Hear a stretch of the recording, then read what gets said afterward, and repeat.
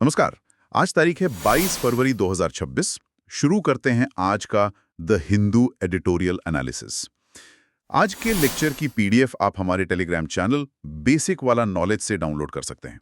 तो चलिए एक यूपीएससी लेक्चर की तरह पहले मैं आज के सेशन का एक संक्षिप्त परिचय दे देता हूं। हाँ, बिल्कुल जरूरी है। आज हम 3 बेहद अलग और उतने ही महत्वपूर्ण मुद्दों पर चर्चा करेंगे। पहला विषय है नागालैंड का नया फ्रंटियर नागालैंड टेरिटोरियल अथॉरिटी यानी एफएनटीए समझौता और इसका सामरिक महत्व। दूसरा मुद्दा है न्यू दिल्ली में आयोजित हुआ एआई इम्पैक्ट समिट, इसके वैश्विक परिणाम और कुछ विवाद। और तीसरा विषय होगा ग्रेट निकोबार आइलैंड प्रोजेक्ट को एनजीटी से मिली मंजूरी, जहां हम राष्ट्रीय सुरक्षा और पर्यावरण के बीच के नाजुक संतुलन को समझेंगे। और इस विस्तृत विश्लेषण का मुख्य उद्देश्य यही है कि इन जटिल विषयों के हर पहलू को गहराई से समझा जाए। सिर्फ आंकड़े पढ़ लेना काफी नहीं होता। हमारा लक्ष्य यहाँ एक संतुलित और स्पष्ट दृष्टिकोण प्रदान करना है, ताकि सुनने वालों को इन कॉम्प्लेक्स मुद्दों की पूरी और क्लियर समझ मिल सके। Okay, let's unpack this. शुरुआत करते हैं एफएनटीए से।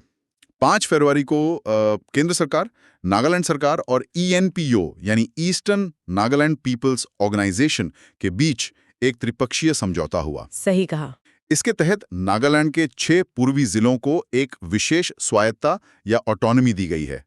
केफेर, लोंगलेंग, मॉन, नोक्लैक, शमाटोर और ट्वेंसैंग। अब यहाँ एक मिनी सेक्रेटेरिएट बनेगा। What's fascinating here is इसका सामरिक पहलू। अगर हम इन 6 जिलों को मैप पर देखें तो ये सीधे म्यांमार के बॉर्डर से लगते हैं। ये एक बेहद क्रिटिकल बफर जोन है। मतलब सिक्योरिटी के नजरिए से। एग्जैक्टली।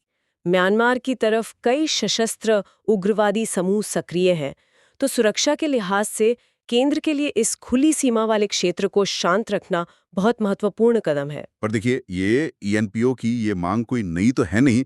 2010 से ये लोग अलग प्रशासन की मांग कर रहे थे, बल्कि इसकी जड़ें तो 1947 से पहले की ब्रिटिश नीतियों तक जाती हैं। हाँ, जब इन पहाड़ी क्षेत्रों को अनएडमिनिस्टर्ड फ्रंटियर छोड़ दिया गया था। वही ना। और जब 1963 में नागालैंड एक नया राज्य बना, तब इन पूर्वी जनजातियों ने महसूस किया कि राजनीतिक और आर्थिक रूप से उन्हें उपेक्षित छोड़ दिया गया है। और इसी उपेक्षा का नतीजा था कि उन्होंने 2024 के लोकसभा चुनावों का पूरी तरह से बहिष्कार किया। एक बहुत बड़ा पॉलिटिकल स्टेटमेंट था वो। लेकिन इस नए समझौते में संवैधानिक रूप से क्या बदला है? देखिए, एफएनटीए के पास अब 46 विशिष्ट विषयों पर विधायी और कार्यकारी शक्तियां होंगी। पर सबसे बड़ी बात यह है कि ये सब कुछ संविधान के अनुच्छेद 371 ए में बिना कोई बदलाव किए हासिल किया गया है। आर्टिकल 371 ए जो नागा पहचान और उनके कस्टमरी कानूनों को प्रोटेक्ट करता है, मतलब कॉन्स्टिट्यूशन को छुए बिना ही पावर्स डिवॉल्व कर दी गई। बिल्कुल। और ये एक बहुत बड़ा डिप्लोमेटिक विन है। तो यहाँ पर एक कंपैरिजन ड्रॉ करना बनता है। क्या ये सेम मॉडल मणिपुर में कुकी-ज़ो समुदाय की मांग के लिए काम कर सकता है? ये एक बहुत वैलिड सवाल है, पर दोनों सिचुएशंस में जमीन आसमान का फर्क है। कैसे? नागालैंड में मुख्यमंत्री नेफ्यू रियो इस समझौते से सहमत थे। वहां प्रैक्टिकली कोई वायलेंस नहीं था, सब कुछ बातचीत से हुआ। जबकि मणिपुर में, जहां आर्टिकल 371 सी लागू होता है, वहां की मैती बहुल सरकार इस तरह के किसी भी ऑटोनॉमी का कड़ी शब्दों में विरोध कर रही है। वहां वायलेंस और ट्रस्ट डेफिसिट बहुत ज्यादा है। सही पकड़ा। इसलिए सिर्फ एक मॉडल को कॉपी पेस्ट करना आसान नहीं होता। पॉइंट है। Here's where it gets really interesting. अब आंतरिक सुरक्षा और बॉर्डर्स से निकलकर सीधे टेक्नोलॉजी की दुनिया में चलते हैं। न्यू दिल्ली का एआई इम्पैक्ट समिट। हाँ, 16 से 20 फरवरी तक आयोजित इस समिट ने तो रिकॉर्ड ही तोड़ दिए। 5 लाख से अधिक लोग आए। 2023 के G20 समिट को भी पीछे छोड़ दिया इसने। इसका ग्लोबल कॉन्टेक्स्ट समझना बहुत जरूरी है। 2023 में ब्लेचली पार्क में समिट हुआ था, फिर 2024 में सोल में, और 2025 में पेरिस समिट में एक बड़ा शिफ्ट आया था। वो जेडी वैंस वाला स्टेटमेंट। एग्जैक्टली। वहां जेडी वैंस ने सेफ्टी से ज्यादा इनोवेशन और अनरिस्ट्रिक्टेड इन्वेस्टमेंट पर जोर दिया था। तो इस बार सबकी निगाहें भारत पर थीं। और भारत ने अपना एजेंडा क्लियर रखा। एआई का डेमोक्रेटाइजेशन और ग्लोबल साउथ का प्रतिनिधित्व, साथ ही सेफ एआई पर फोकस। पर निवेश के आंकड़े देखिए, $250 बिलियन के कमिटमेंट्स, जिसमें 20 बिलियन सिर्फ डीप टेक के लिए हैं। और इस निवेश का ब्रेकडाउन भी बहुत दिलचस्प है। रिलायंस ने 10 लाख करोड़ रुपए लगाने की बात कही है। गूगल $15 बिलियन के सबसी केबल्स ला रहा है। और ओपन एआई और टाटा का जो 100 मेगावाट डेटा सेंटर वाला डील है, मतलब 100 मेगावाट एक आम डेटा सेंटर से कई गुना ज्यादा बड़ा होता है। इतनी कूलिंग और पावर एक छोटे शहर को चलाने के बराबर है। हाँ, और योता डेटा सर्विसेज के निवेश भी इसमें शामिल है।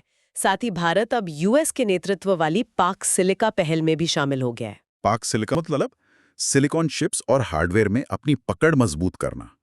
लेकिन सॉफ्टवेयर की बात करें तो बेंगलोर की फर्म सर्वम एआई ने काफी हेडलाइंस बनाई हैं। सर्वातमन ने भारत का पहला घरेलू multi billion parameter LLM launch किया है, जो कि ओपन सोर्स होगा। मल्टी बिलियन पैरामीटर एलएलएम, इसे अगर आसान भाषा में कहें तो एक ऐसा एआई मॉडल जो अंग्रेजी के बजाय भारतीय भाषाओं और डेटा पर डीपली ट्रेंड है।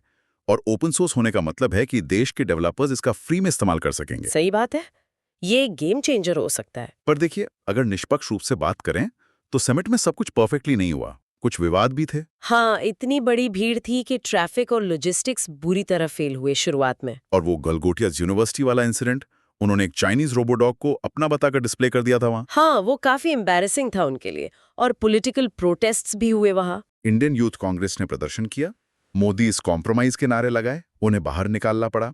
तो एक तरह से ये मेगा इवेंट टेक और स्थानीय पॉलिटिक्स दोनों का अखाड़ा बन गया था।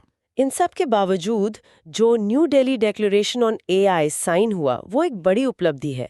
88 देशों ने इस पर हस्ताक्षर किए हैं। लेकिन ये डिक्लेरेशन स्वैच्छिक है ना, वॉलंटरी। हाँ, और इसमें ग्लोबल एआई इम्पैक्ट कॉमन्स और ट्रस्टेड एआई कॉमन्स जैसी पहल शामिल हैं। बाइंडिंग रूल्स ना रखकर उन्होंने कॉमन ग्राउंड ढूंढने की कोशिश की है। So what does this all mean? हम इंटरनल पॉलिटिक्स सुलझा रहे हैं, ग्लोबल टेक में आगे बढ़ रहे हैं, पर इन सब के लालच में क्या हम इकोलॉजी को भूल रहे हैं?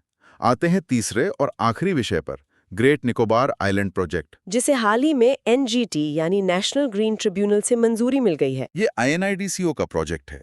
लागत करीब 80,000 से 90,000 करोड़ रुपए। और इसके 4 मुख्य हिस्से हैं। एक international container transhipment terminal, 450 MVA का पावर प्लांट, एक टाउनशिप और एक international airport. If we connect this to the bigger picture, इसकी सामरिक आवश्यकता बहुत बड़ी है। ये मलक्का स्ट्रेट से महज 40 किलोमीटर दूर है, जो कि दुनिया का सबसे बिजी शिपिंग रूट है। बिल्कुल। हिंद महासागर में विदेशी शक्तियों को काउंटर करने और एक ट्रांसशिपमेंट हब बनने के लिए भारत के लिए ये प्रोजेक्ट बेहद जरूरी है। पर इसकी कीमत 130.75 वर्ग किलोमीटर जंगल जाएगा, जो द्वीप का 18% है। हालांकि 2052 तक 1.28 लाख नौकरियां भी बनेंगी। पर्यावरण को लेकर चिंताएं वाकई गंभीर हैं। ये एक बायोडाइवर्सिटी हॉटस्पॉट है। 20,668 कोरल कॉलोनीज में से 16,150 को ट्रांसलोकेट करने का प्लान है। और भूकंप का खतरा भी तो है। ये सेस्मिक जोन है।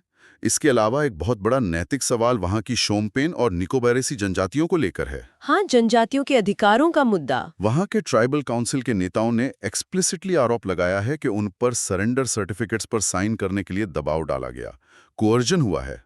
ये बहुत सीरियस एलिगेशन है। देखिए, इसी कॉन्टेक्स्ट में एनजीटी का फैसला देखना होगा। एनजीटी ने एक हाइपर टेक्निकल अप्रोच लेने के बजाय राष्ट्रीय सुरक्षा को प्राथमिकता दी है। उनका तर्क क्या था? उन्होंने ZSI और NCSCM की रिपोर्ट्स का हवाला दिया, जिसमें कहा गया कि गैलथिया बे में जहां कंस्ट्रक्शन होना है, वहां कोई बड़ी कोरल रीफ नहीं है। और जनजातियों के अधिकारों के बारे में? एनजीटी ने क्लियर किया कि जनजातियों के अधिकार फॉरेस्ट राइट्स एक्ट के तहत पूरी तरह सुरक्षित रहेंगे। उन्होंने प्रैक्टिकली नेशनल सिक्योरिटी और एनवायरनमेंट के बीच का एक रास्ता निकालने की कोशिश की है। एक तरह से एनजीटी ने क्लियर मैसेज दिया है कि नेशनल इंटरेस्ट सर्वोपरि है। हाँ, अगर हम इन तीनों मुद्दों को आज के इस लेक्चर में एक साथ जोड़कर देखें, चाहे नागालैंड में FNTA के जरिए नई शासन व्यवस्था हो, न्यू दिल्ली में AI डिप्लोमेसी हो, या निकोबार में राष्ट्रीय सुरक्षा और पर्यावरण की बहस, ये सब एक आधुनिक और तेजी से उभरते राष्ट्र की जटिलताओं को दर्शाते हैं। सही कहा। एक विकासशील देश को रोज ऐसे बैलेंस बनाने पड़ते हैं। बिल्कुल। और ये निर्णय आगे चलकर हमारी दिशा तय करेंगे। इस पर चर्चा समाप्त करने से पहले जरा सोचिए, एक तरफ हम AI के विकास में अरबों डॉलर लगा रहे हैं और दूसरी तरफ इकोलॉजी और जनजातीय अधिकारों से जुड़े ऐसे कठिन निर्णय ले रहे हैं। हाँ, एक बड़ा पैराडॉक्स है। क्या भविष्य में AI सिस्टम्स इतने समझदार हो पाएंगे कि वे ग्रेट निकोबार जैसे प्रोजेक्ट्स में विकास और प्रकृति के बीच का एकदम सही संतुलन तय कर सकें, या इसके लिए जो एक ह्यूमन एम्पैथी या मानवीय संवेदना की जरूरत होती है, वो हमेशा अनिवार्य रहेगी?